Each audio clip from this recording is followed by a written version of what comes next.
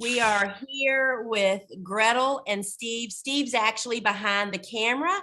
And thank everybody for joining us here. We're going to, before Gretel jumps right into showing us all this really cool stuff, Gretel, just in case some of these folks may not know who you are and where you are, and kind of, I think one of the things that I think you need to share is kind of how much you guys have, like how many houses and what zone you're in.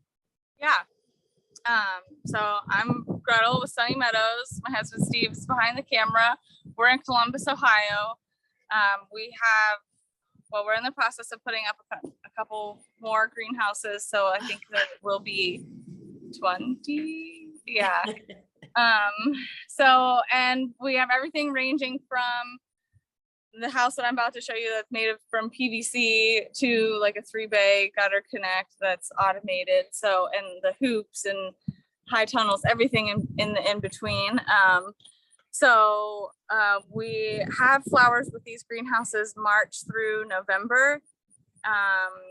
And then we do Christmas wreaths in December, and then we kind of take a couple months off from selling flowers. In Ohio, we're zone 5B. 6A, we're right on the edge. I think we're technically 6A now, but and so that we're really cloudy in the winter, so we don't have very much sun, and so we've tried to hit earlier with Valentine's Day and stuff, but we've chosen to just focus our beds on Easter and then beyond. So Easter and Mother's Day are our biggest floral holidays we can hit in our season. And then you'll see right now we're in transition to like the summer crop. So some of the beds are going to be empty when we walk through the greenhouses right now, but that's because they'll be planted with the fall stuff,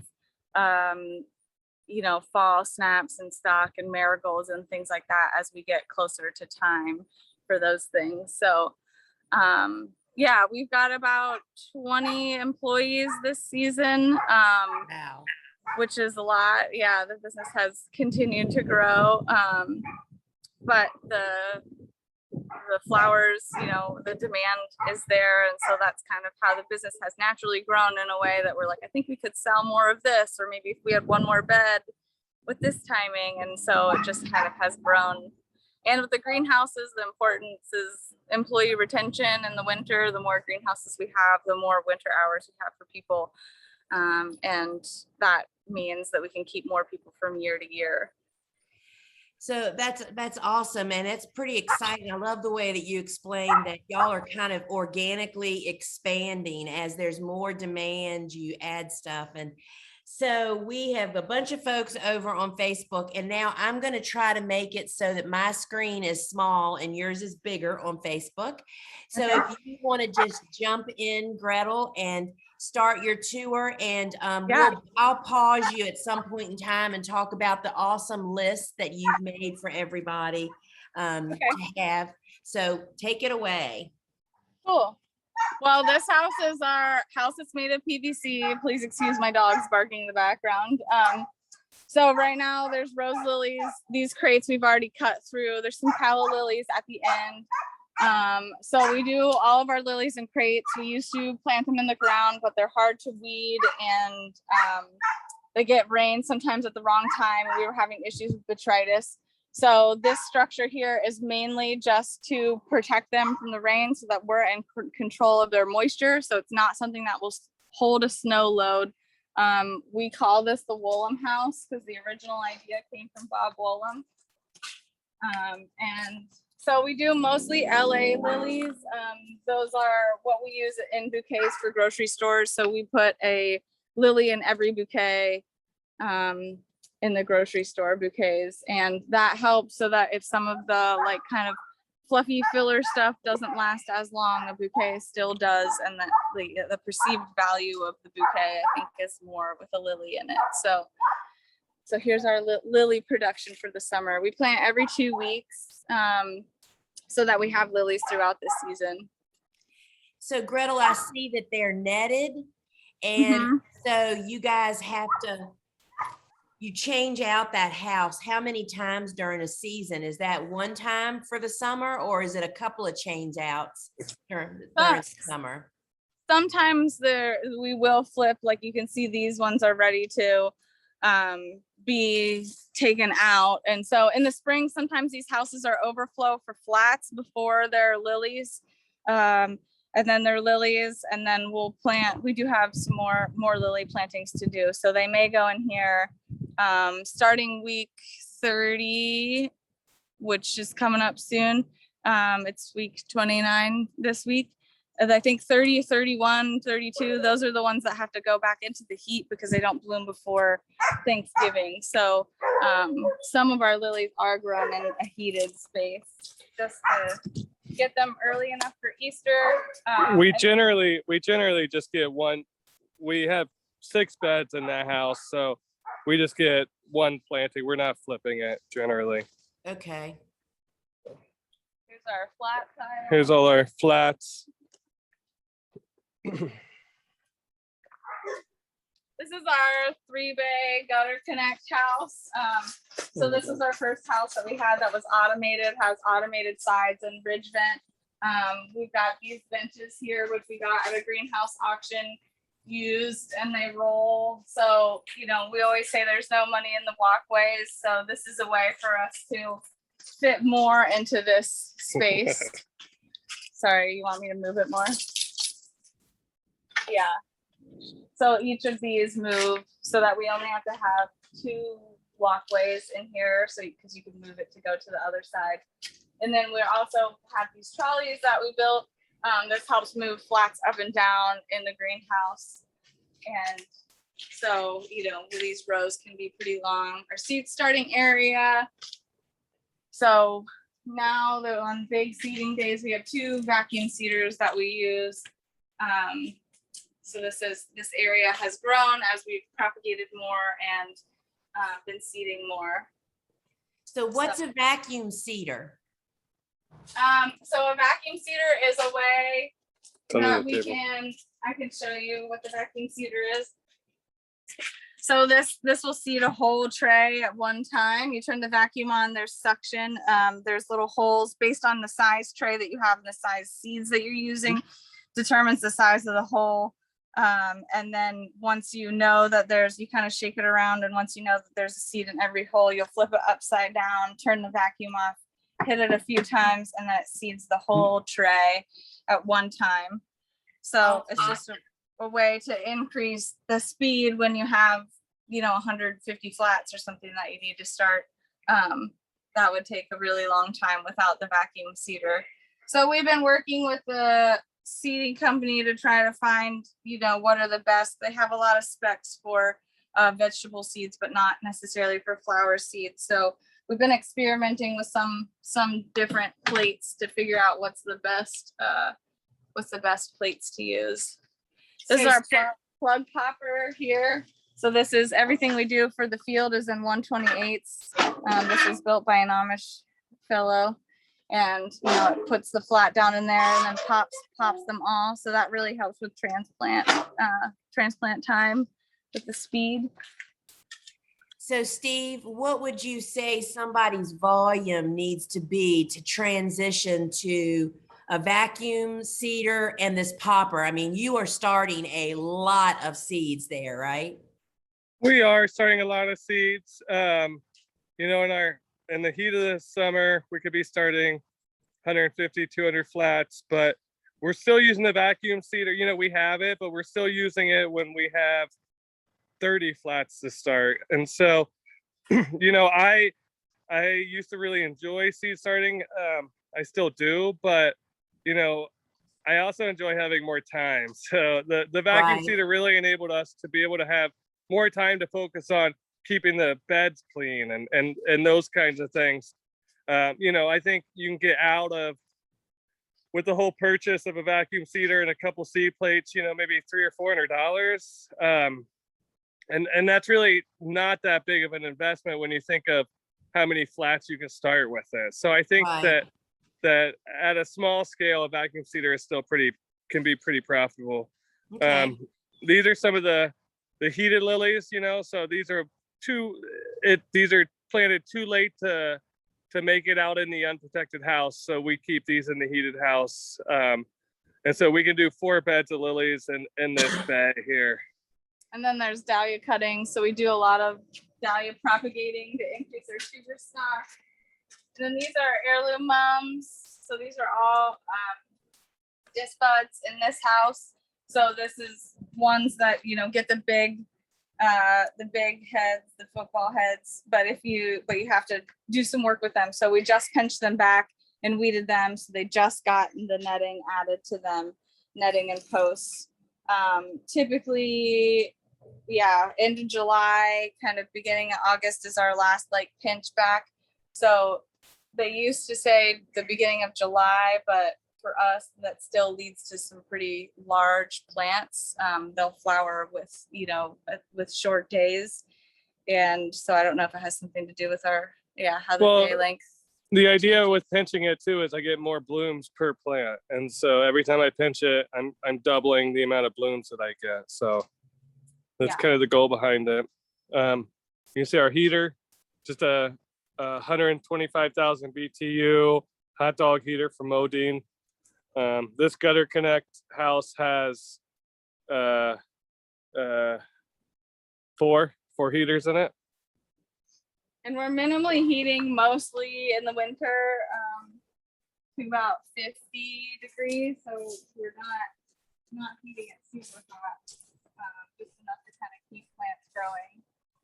So these houses are some of the houses that have some empty beds in them, because these will be some of our later stuff. Come closer. So sorry. So there's dusty and scented geraniums in this house.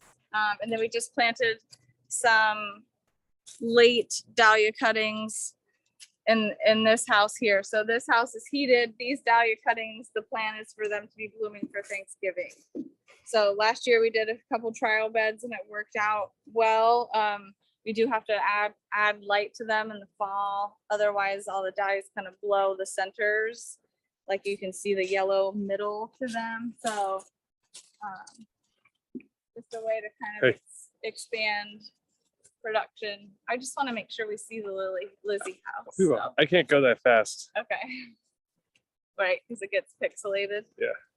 Yeah, so this house was one of our original houses, was not heated at first, but was one of the first ones that we added heat to. This year we did a cover crop. Last year we did a cover crop and kept the plastic off and let the soil leach out. And this year it's been the best crops that this house has ever grown. So it was worth resting the beds. All these houses here that you see, these 4 houses are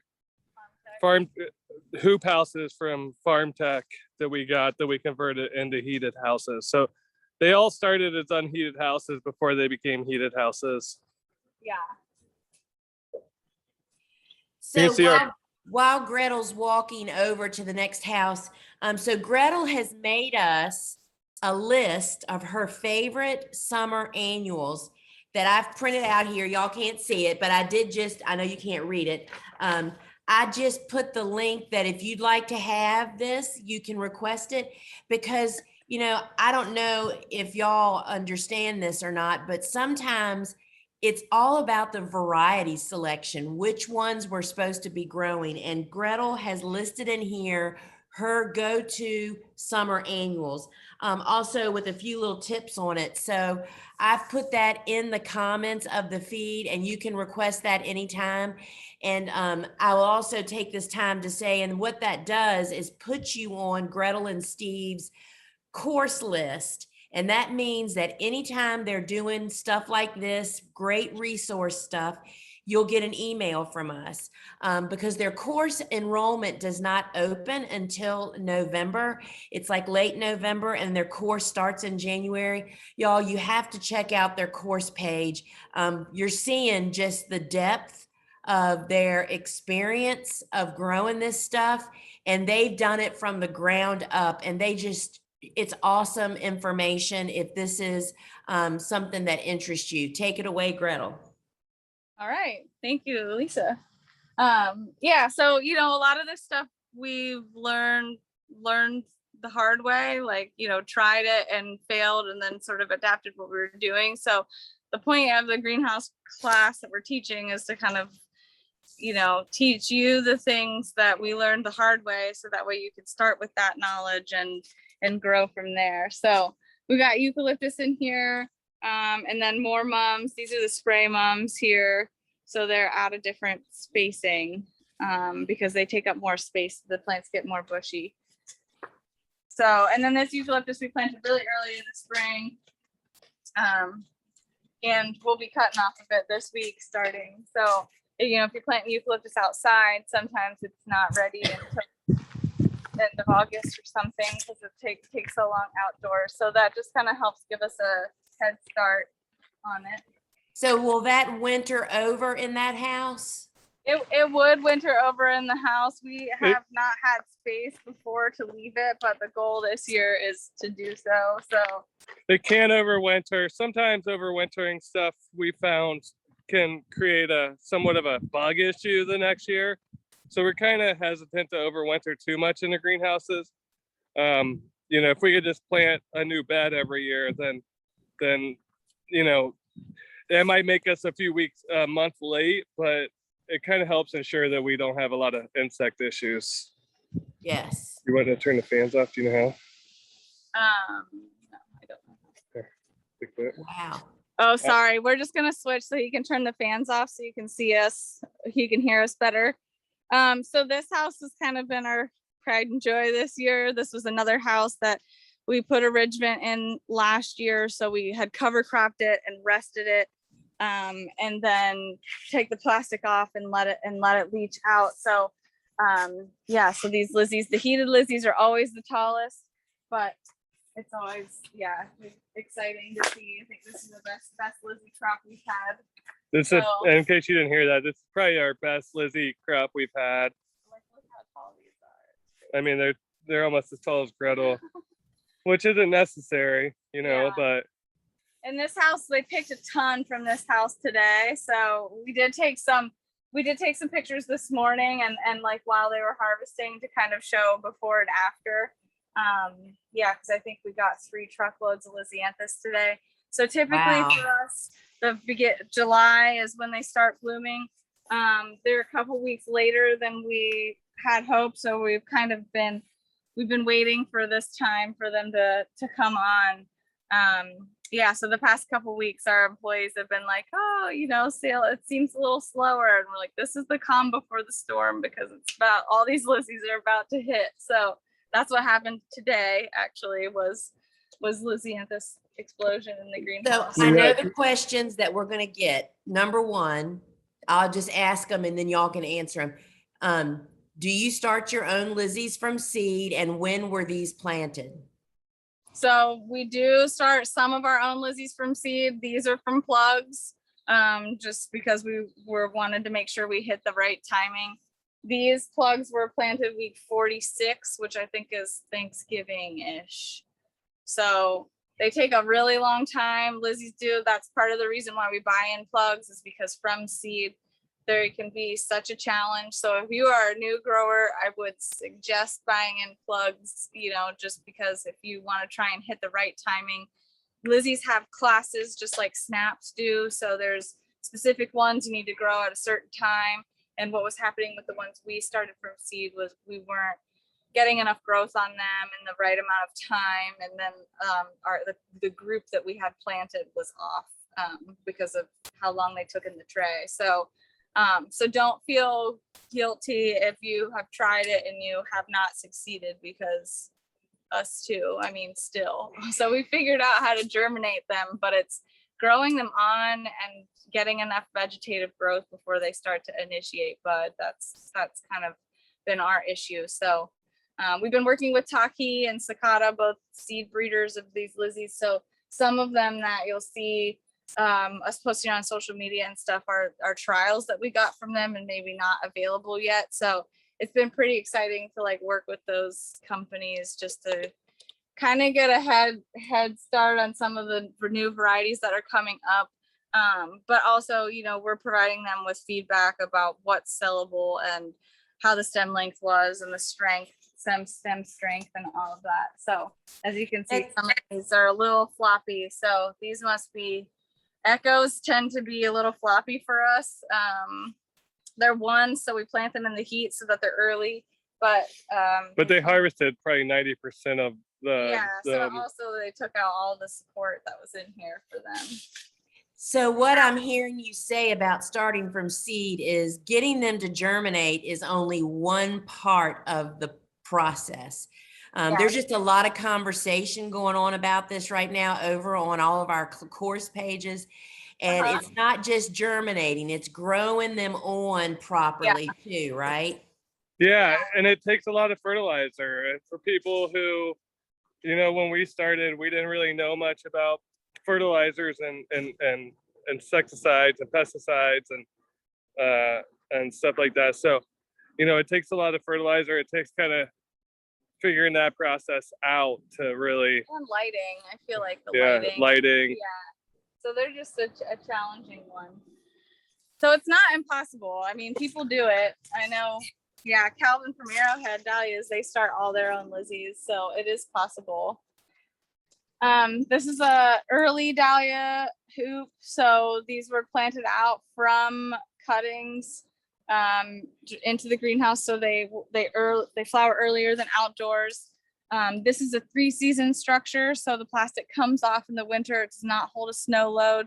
So it just helps extend the season on one end or the other. So the end walls are open all the time. We can get a tractor in here.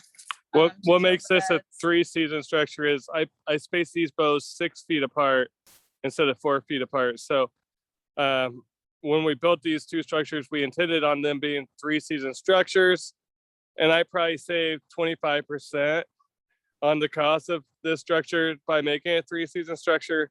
Had I known now what I knew then, or then what I knew now, I would have just made it a 4-season structure. But these are our 2 3-season structures, and the advantage to having a structure that has plastic on it for spring, summer, and fall is during the winter it gets rained and snowed in. It kind of helps get rid of all that well water stuff that we have going on when we water in the greenhouses. Yeah. Excuse me just for a second. So I have one more Lizzie question somebody has asked before we Yeah. get away. Do you guys pinch your Lizzies? No, we don't. We don't pinch, but we do harvest, and then we get a second flush, but we don't pinch. We don't And- really pinch anything. We don't pinch anything. It takes too much labor. Our pinch is our first harvest. Yeah, Right. same with the dahlias. I mean, We don't- if you're a home gardener, and they do say to pinch your dahlias, so that they grow at the base, but the volume at which we plant them is just too high for us to pinch them. So sometimes when you're harvesting that first stem, it ends up being a big tree trunk because you're cutting deep into the plant. But that's kind of been our way of doing that. But yeah, some people will pinch like amaranth or celosia. Like we don't pinch any of those things. If we want it to be smaller, we'll just plant it tighter. Has kind of been our Right. method for that. And yeah, just too much time and one unnecessary cut. Like if you think about with your snips, how many times Right. you're doing this motion, it's like anything that we can cut out of the day. That's why we stopped deadheading dahlias too, was because it was just like one more time that you're like making that motion. And you're, just thinking about longevity of your muscles and stuff. I do, however, have them deadhead the dahlias in the greenhouses. Just because it's more valuable in the greenhouse, we will deadhead these dahlias when they're bad. But part of it was also like us thinking like that Japanese beetle was just in here. So like if we cut this off and there's cucumber beetles or Japanese beetles in here, then that means they're just going to move to the next like healthy plant. So part of our like idea about that was just to keep them eating the ones that they're already eating and hopefully preserve ones that they haven't started eating yet. Right. And so let me ask you this, Gretel, what are you comfortable with putting Lizzie's in the cooler? How long would you hold them before you would still sell them? I think real quick, I'll just chime in here. I know you didn't ask me, Lisa. I think being comfortable with and what you have to do sometimes can be pretty different. We're comfortable with a week in the cooler, But if we have to, we're holding for 2 or 3 weeks. If we have an account, Say 2 weeks, and at that point they're kind of more like bouquet yeah. Lizzie's or something like. Or that. if somebody orders something special, and one of Yeah. our good if Village Flower Baskets orders Lizzie's that we need to hold, we'll try and hold it for them and let them know there's no guarantee with this. But I'm going to do the best I can do to provide you with those flowers for that event. Right. You know. Okay, It also thank you. depends on like how hot it is outside, because like sometimes they can hold on the plant for longer and you don't need to like harvest all of them right away. But if it's really hot and they're popping off, it's like sometimes you gotta get them out of the greenhouse and get them into the cooler. Otherwise, some of the blooms are gonna start to die off. Well, and that's an interesting point. Sometimes there's certain crops that maybe leaving them in the field a little bit longer Yeah. might actually help, you know, or Yeah. not hurt you. But like a crop like a sunflower, as the extreme example, Mhm. you can't leave that in the field just to keep going. But a Lizzie, you can leave in the field a little bit longer. You don't have to cut it at that exact moment Right. that, you know, that the first bloom opens or whatever. So Yeah, we actually, which we'll show you, we've got a Lizzie house that they didn't cut as much from today, so that you'll be able to see. And we sell them by the bloom count, which we talk about this in the class. And so that way, it's not a set number of stems that are going into the bunch. It's a number of open blooms, 25 open blooms in a bunch. And so sometimes it's to our benefit to let them bloom out a little bit more, so that we're just actually putting fewer stems in a bunch.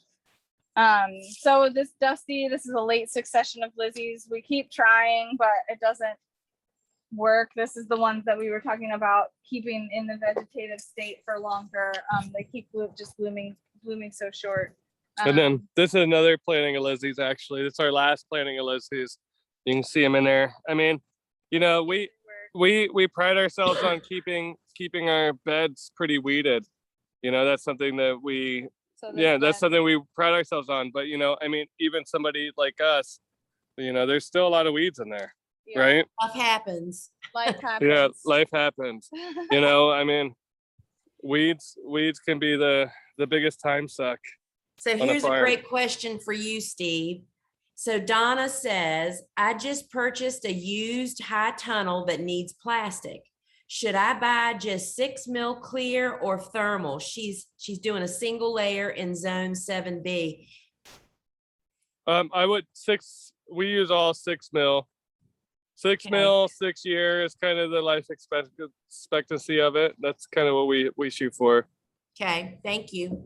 Yeah. So this house is Empty. empty. It was ranunculus. We ripped out all the ranunculus, and we're just kind of, it's sitting here until we start planting our fall marigolds, gomphrena, crops like that in it. Yeah.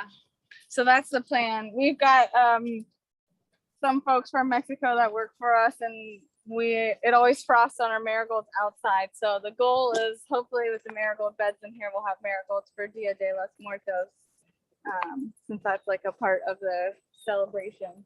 But also because we need something for bouquets that's like a round flower, like because we have stock and snaps and mums. So sometimes in the fall, our bouquets are just like mums and cabbage. So it would be nice to have some actual flowers. Yeah, we'll just walk through here. This is the house.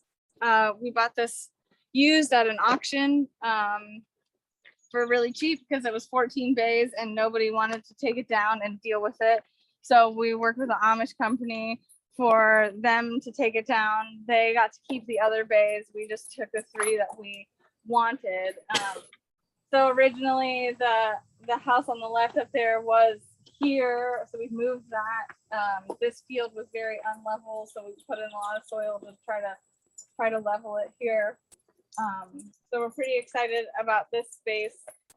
We built a barn over the winter, and with that new barn means more access to utilities. So the goal is to add heat to more of these houses. So in the winter, we have to, in the unheated space, do a lot of covering and uncovering. And this is a lot of beds to cover and uncover. With row cover. With row cover. Yeah. So Or the goal, agribon. The goal with adding heat to some more of these houses is that they would be very minimally heated. and it would just be basically so that we don't have to cover and uncover. So that's the goal. None of this big equipment that you see here is mine, Yeah. unfortunately. So This is all we're paying. The We're- big Gutter Connect houses are the houses that we have paid somebody else to do. So all of the other houses we've built ourselves, but these ones, yeah, it also is happening, you know, in July. We don't have time to be building a greenhouse. So we decided it was worth it to pay them. ain't no This is- logical farmer building a greenhouse in July. Um, This is our drip tape reel here. So this is what goes from house to house when we're laying drip, just an old like hose reel. So I've seen other people use like pallets, or not pallets, but like sawhorses and stuff. We just have this thing, we roll it around. It works great. Great tip. Yeah, I mean, this was junk. The hose reel didn't work because it leaked, and so I just took it out and put in a pipe that goes through the drip tape, and we can run that around. Works really well. So somebody's asking, do you all ever plant celosia in your tunnels to extend them into the fall? we have not, but we are doing that this year. Actually, we've trying to get more flowers for those fall bouquets. So Right. that's why this year, also because we're putting up this house, we have more space. And we also double planted our Lizzies. So we used to do Lizzies one per hole. So in that, so it's six rows, every 6 inches. So that's 12 plants per foot. But we were having issues with disease, and we needed to be able to rotate the beds more. So what we decided to do was plant 2 per hole. So that's 24 plants per foot. And so that decreased the number of beds that we needed. So that way we could have more of a rotation, which is why some of these beds are empty. And that also allows for more space for fall snaps and marigolds and celosia. We're gonna put a Right. bedagonfrena in a hoop. We've never done that before, but But celosia is a great greenhouse crop. Hot house, hoop house. Celosia is great for that. We don't do it as much, but we do. We're going to. so this is a house that'll be for, you know, fall production. We got dusty begonias. So these begonias, we got in pretty late, so we'll see how cuttable they are by the end of the season. But typically by fall, these are angel wing begonias. They'll be tall enough for you to cut the foliage from. And then you can see our drip tape here. This foliage stuff is only 4 rows. Everything else gets planted 6 rows. So if there's 6 rows, there's 5 rows of drip. Because there's 4 rows, this bed has 3 rows of drip here. We put a turn off valve at the beginning of every line, and that's because if you cut a hole in it, then you're able to turn just this one off to fix it and patch it. Or if something like the edge of the greenhouse is getting more wet because it's raining, then you can choose like not to water the outside edge lines if you don't need to. So I'm pretty sure people are going to be asking about those begonias. I don't think I've ever even known about cutting begonias. So did y'all start those from cuttings? We have in the past, but we're buying them in now just because Okay. the quantity of cuttings that we need. Yeah, so it started out as just like having them. There's a horticulture show called Cultivate that comes to Columbus every year. And we would go to the show and then we would buy plants out of people's display. So it started out of like our love for house plants. And then we had our own collection that we would overwinter and cut from. But it just kind of became a lot of work to propagate them every year. So now we buy in the plugs just so that the timing is right, even though, well, these are a little late this year, but that was some things, you know, slip through the cracks, even if you have a plan as far as like putting the order in on time. So, all right, so this is the unheated hoop. So this is what we talk about a lot in the class. You can see there's different successions here. The one on the right, these beds here that are producing right now, this is like our main succession. So as you can see, there's 1, 2, 3, 4, 5, 6 beds. So if we were to be planting them single spacing like we used to, then this would be a whole nother house of Lisianthus blooming. And so we were worried that it was going to maybe make them more tangly. It hasn't seemed to be the case. Some of the stems are skinny, but they're still good enough for what we need. So there's a lot of Corelli light pink. We'll just walk down the row. That roughly one there is Voyage light pink, or Voyage if you say it fancy. So We're not that we fancy. sell a lot of these like blushy, apricot-y, creamy tones. We sell a ton of white, and that's mainly for events and stuff, you know. So so you can see that there's some that aren't quite blooming yet. So I was talking about how Lizzies have different groups. Some of these Lizzies are like threes, which means that they bloom later in the summer, or they're from a different succession. So we kind of try to like stagger the bloom times by the different numbers that you can use and the different varieties. So like, you know, as far as purple goes, it's like Echo Purple and then ABC. But ABC has a one. Some of them are called blue and some of them are called purple, but it's like we try to just have a purple kind of throughout, or the white. The Mariachi is one that blooms the latest for us of the like succession. So we grow a ton of different varieties, but it also is to help like kind of stagger them out that way. But Corelli light pink is definitely our top seller. That is beautiful. That is an impressive house, y'all. Thank you. That is totally and completely amazing. And I know people watching are thinking, oh my gosh, how do you figure all that out? And I mean, that's pretty much the whole brunt of your class, right? Is taking people from the ground up of what kind of house they could use, or what the different houses are and where to locate them, and yeah, different stuff you can grow in, because it's so deep. I mean, I'm just sitting here thinking, how do you sleep thinking about all this stuff? Well, one of us sleeps really well and the other one doesn't. But you know, for us, it's all about. I guess that's the answer. She doesn't sleep. I sleep great. The thing about it is that, you know, we learn through experience, right? And so we're learning every single year. I mean, we just had that Cultivate show. All the breeders came out, and we're talking about different things. I'm still learning stuff. So it's every year, you know, let's say Lisianthus. Let's say if life is good, I get to grow Lisianthus 30 different times. You know, now I'm on year 12, right? And so every year, hopefully I pick something up and something up.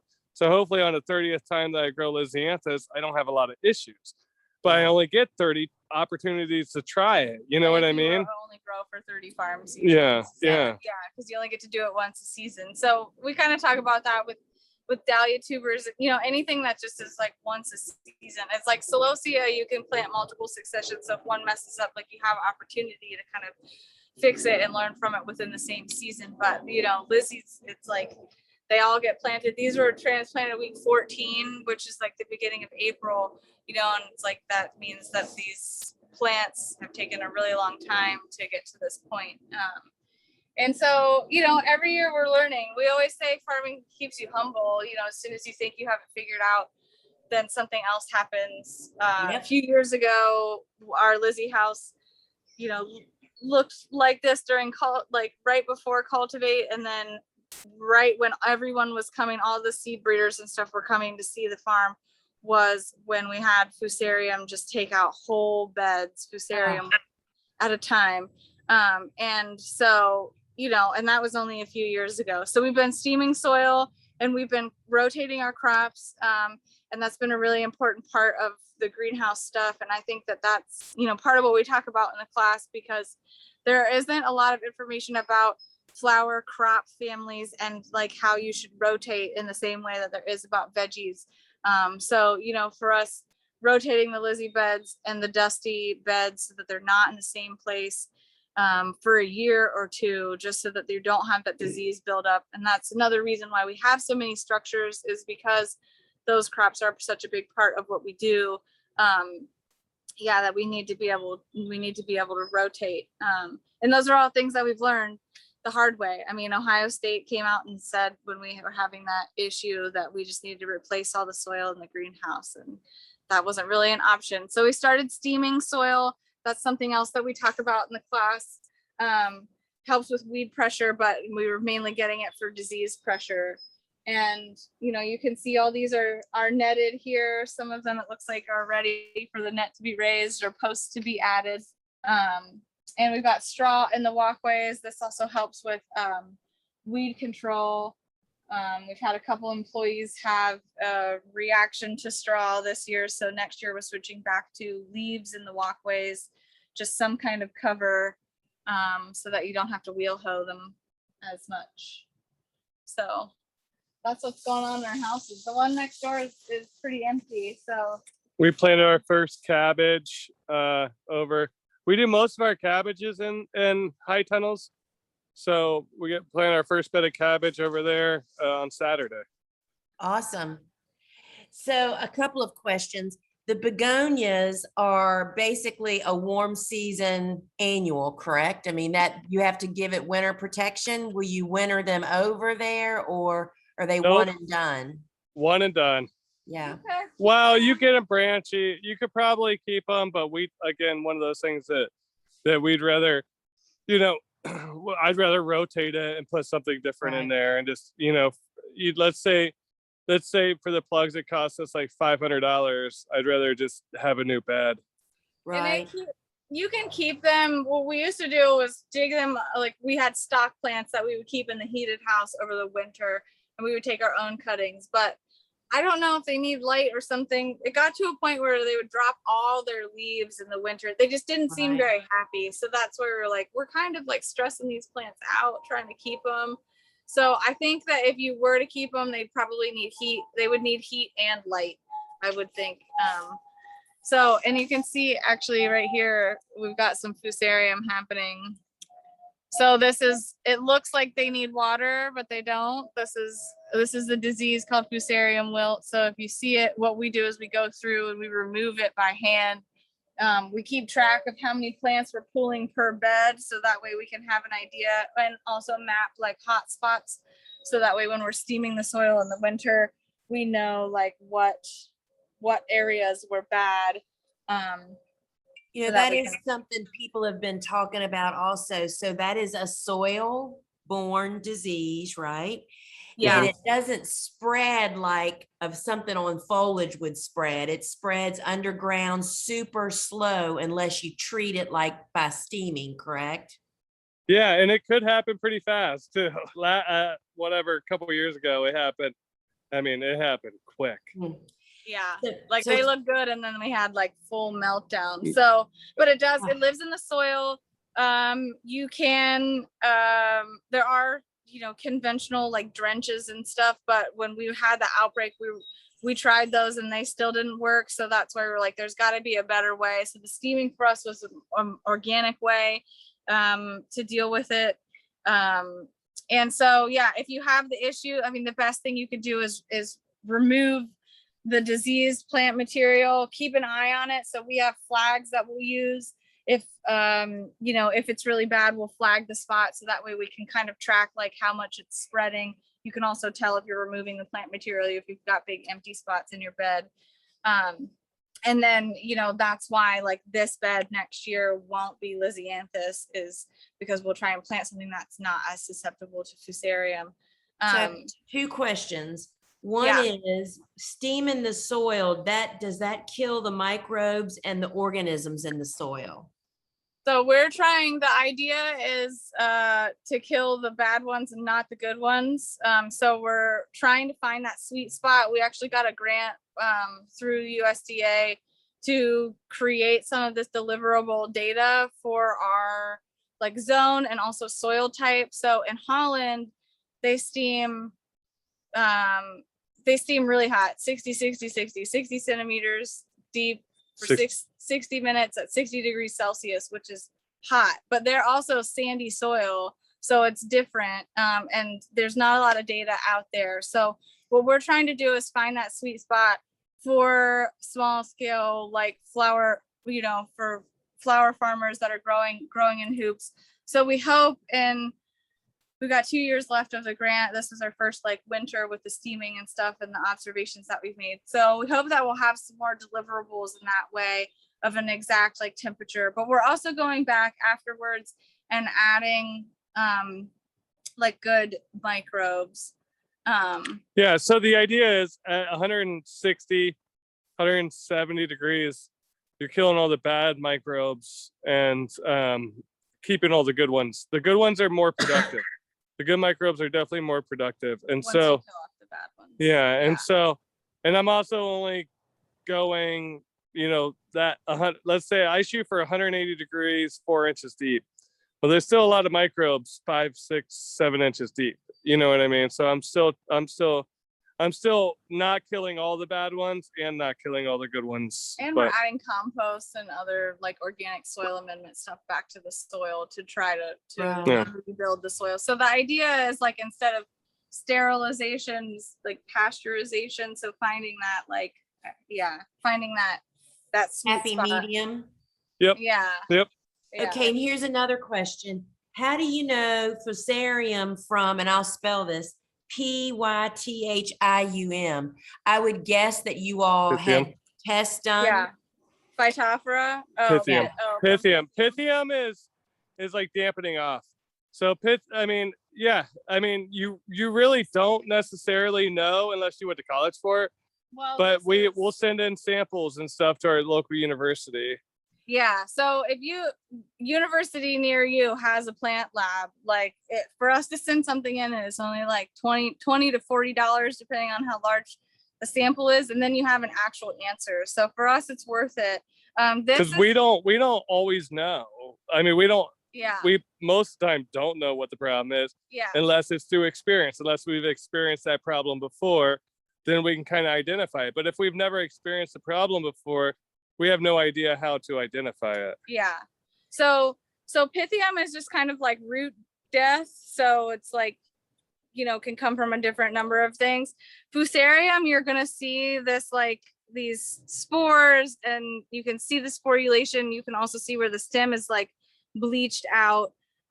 So yeah, I shouldn't be dangling this above the other plants because now these spores are dropping onto the other plants. But the idea is we walk through with a trash bag, manually remove them and put them in the trash. So they're not going in the compost, and you're not taking this plant and carrying it like I'm about to all the way across like the thing, like you're trying to like capture all those spores as much as you can. So Fusarium has a pretty distinct look. Pythium is more like kind of Generic. yeah, A like generic a general term. root death. And then there's also one called Phytophthora, which we talk about in the greenhouse class, that happens to Dusty Miller. And that is another one that just kind of looks like meltdown. Like it looks like they need watered, but actually if you water it more, it just makes it worse. And I think that with our clay soil, that's another one of the things that we're trying to like gather information on, is to try and figure out, we've got different kinds of drainage. This house has, when we put this house up, we put a drainage line right down the middle.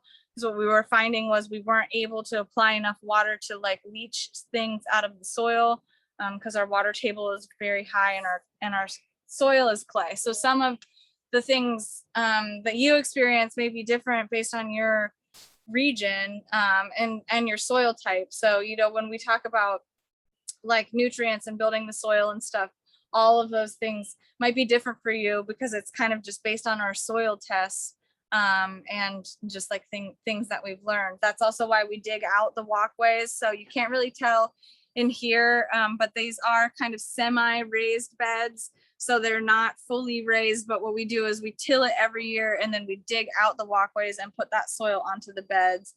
And then that kind of helps raise the beds a little bit. And that's just because our water table is pretty high. So if it rains a lot, it can kind of rain from the bottom up. So Andrea is the one that asked that question, and then she has added that in fact, her extension has confirm she has Pythium.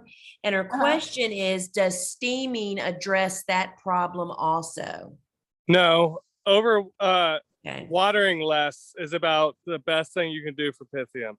Okay. Pythium is caused by too much water usually. And so there's products like Oxidate or Zerotol. It's a parasitic acid. Those things will help, but just cutting back on watering.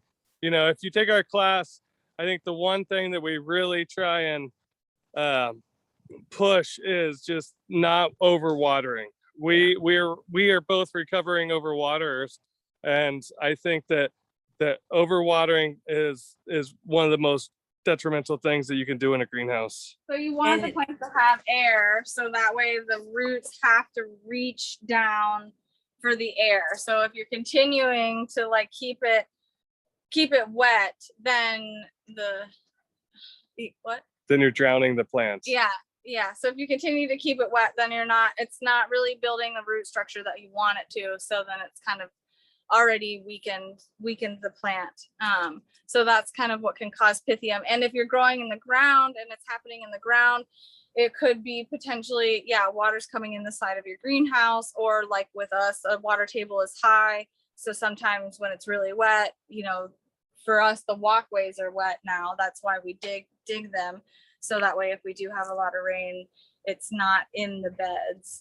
And I find that, you know, it's a staggered consequence of growing. So you start growing, you deal with a lot of Pythium. And then after a couple years, you have Phytophthora, Fusarium, and Rhizoctonia. You know, it just grows on itself. But we don't have Pythium anymore because we've been able to manage that. But now we're dealing with other things because we've been growing in some of these spaces, some of these greenhouses we've had up for 15 years almost. So Yeah. Awesome. Good answer. thanks. So are there other questions that you're seeing on? No, I think we are pretty much getting through them. So everybody's just enjoying it so much. Somebody did ask, what was the name of that pink Lisianthus? Was that Corelli or something? Yeah, Corelli light pink is our favorite of pinks. It's been kind of hard to find the seed. So, you know, we were talking with Taki is who makes that seed, and just saying, you know, how is it that it's so challenging? And they said that, you know, the seed producers, it takes them, sorry about our dogs. The seed producers, it takes them 2 or 3 years to like be prepared for like the trend. So, Right.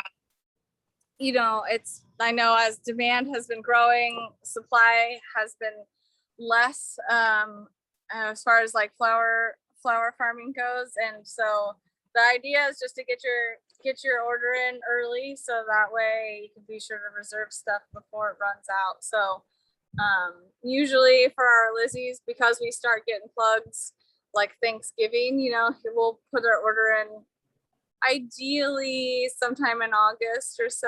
I think they need 12 weeks lead time for the plugs.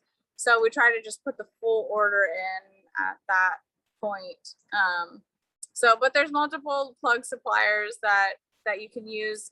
It's also based on your region. So, you know, if you think about, plants have to be overnighted, and so shipping can be expensive. So thinking about if there's a plug producer close to you, you know, that's probably more cost efficient than for us. You know, sometimes shipping something from California is pretty expensive compared to if I can get it from Michigan or something. So Right.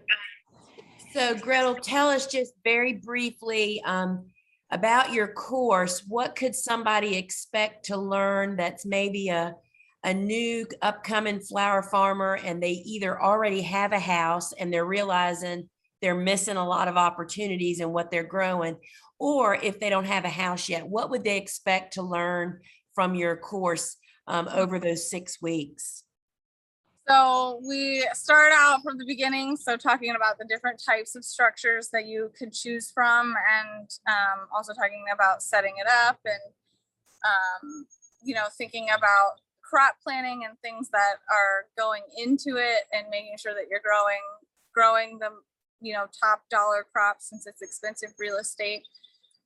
We go over all the spring crops that we grow. So that's what everyone wants to learn about, is ranunculus, you know, the different dates for the successions and things like that. Then we go through the summer and fall crops. So Lysianthus, dahlias, let's see, we talk about anemones, we talk about lilies, stocks, snapdragons, mums, our heirloom mums. So all of the things like include planting weeks and also favorite varieties. And then we talk about greenhouse management. So there's a whole week about greenhouse management. So all the tips and tricks of things that we've learned along the way, you know, about ventilation and drainage and rolling the sides up and down and snow cover and all of those things that you would have to deal with as a farmer with the weather. And then the last week is about pests and diseases in soil. So that's like, you know, the nitty gritty stuff of it. I think that, you know, the thing about this class is that you'll have access to it forever. So if you're just starting out and you need to just start with the beginning weeks, talking about what kinds of cows to have and what kinds of crops to grow, you know, then you can kind of come back to the later weeks too, as you understand more. I know for us, you know, I guess before classes were recorded, we used to like record the audio on our phones, so that way we could re-listen to presentations that other growers were doing, you know, or looking back at our notes. I feel like we still look back at our notes from some of the first, like, conversations that we had with growers, because as you continue to get better, you understand more of what they're talking about, or something you experience one of those diseases, then you have a resource to kind of like look back and say like, oh, I think we like learned about that in class.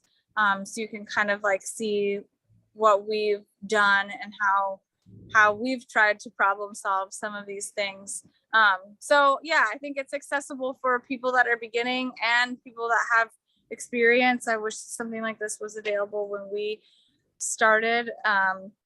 Yeah, so it's basically all the things we've learned the hard way all wrapped into one class, so that hopefully you can start from there and continue to build your business and what works for you.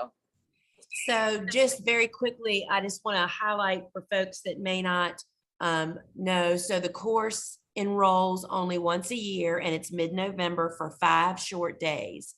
If you request the list that Gretel has made us of her favorite annuals, that will put you on their email, their wait list, basically.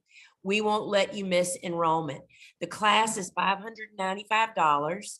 We offer payment plans if you need that, and it'll be the best investment you've ever made. And as Gretel mentioned, you have lifetime unlimited access, but even more spectacular is we give weekly live Q&A sessions with our instructors. So that means every week for those 6 weeks, plus one extra, you get a live time with Gretel and Steve answering your questions that you don't understand after you watch the course. And you also get to see last class's Q&As and all the future classes Q&As. So your class gets like bigger and bigger and bigger with each passing year. And so we just think it is the next step for flower farmers. This is just an amazing resource, and I just can't highly recommend it enough for folks. Thank you. Hey, and so let's sign off with one last question. Okay. And Steve and Gretel both, someone is asking, and I was just dealing with this today, not in a tunnel, but out in my field. How do you have any tips for getting rid of bindweed in a high tunnel? Just persistence. Ah. Persistence. Yeah. Don't let it get to the point that it's encapsulated the whole plant. You know, get it early. Get with all small, weeds. and maybe don't put mulch down and plant something permanent there right now, because I think that that's something that we did when we started, was we put lilies in the ground, we mulched them, and that just became a perfect bed for bindweed. And then the lilies were just like their trellis that they grew up. So if you're having those issues, spend some more time doing bed prep before you plant the next thing to maybe try and till it again, or I will say though, there are a lot worse weeds you can have than bindweed, believe it or not. So yeah, It's if true. feels bind, like that right if now. bindweed's the problem, you'll be okay. Just get it before it climbs the plant, because you don't want to be harvesting And having to plants. untangle everything. Yeah, Yeah. it's terrible. But yeah, I think that that's something that we dealt with a lot when we were establishing our ground. And it's like, once you've worked the ground more, then it kind of will get rid of bindweed. You just got to pull it out enough that it dies enough. Yeah. Yep. And then the worst weeds are gonna come. So Yeah. so It's so true. And gallon soda. Yeah.